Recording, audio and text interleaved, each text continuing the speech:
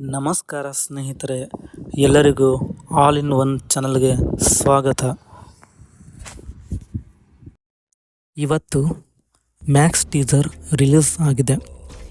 2 ವರ್ಷದಿಂದ ಸುದೀಪ್ ಅವರ ಯಾವುದೇ ಸಿನಿಮಾ ರಿಲೀಸ್ ಆಗಿರಲಿಲ್ಲ. ಇದು ಅವರ ಅಭಿಮಾನಿಗಳಿಗೆ ತುಂಬ ಬೇಸರದ ವಿಷಯವಾಗಿತ್ತು. ಅದೇ ರೀತಿ ಇವತ್ತು ಟೀಸರ್ ರಿಲೀಸ್ ಆಗಿದೆ. ಟೀಸರ್ ಬಗ್ಗೆ ಮಾತನಾಡುವುದಾದರೆ, ಟೀಸರಲ್ಲಿ ಆ್ಯಕ್ಷನ್ ಮತ್ತು ಡೈಲಾಗ್ ಸೂಪರ್ಬ್ ಆಗಿದೆ. ಅದೇ ರೀತಿ ಕಾಸ್ಟ್ ಬಗ್ಗೆ ಮಾತಾಡೋದಾದರೆ, ವರಲಕ್ಷ್ಮಿ, ಪ್ರಮೋದ್ ಶೆಟ್ಟಿ, ಸುನಿಲ್, ಇಳಾರಸ, ಕಿಂಗ್ಸ್ಲೆ ವಿಲನ್ ಆಗಿ ಕಾಣಿಸಿಕೊಂಡಿದ್ದಾರೆ.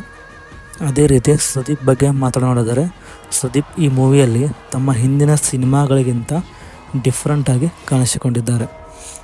ಅದೇ ರೀತಿ ಪೂರ್ತಿ ಟೀಸರ್ ತುಂಬ ಚೆನ್ನಾಗಿ ಮೂಡಿಬಂದಿದೆ.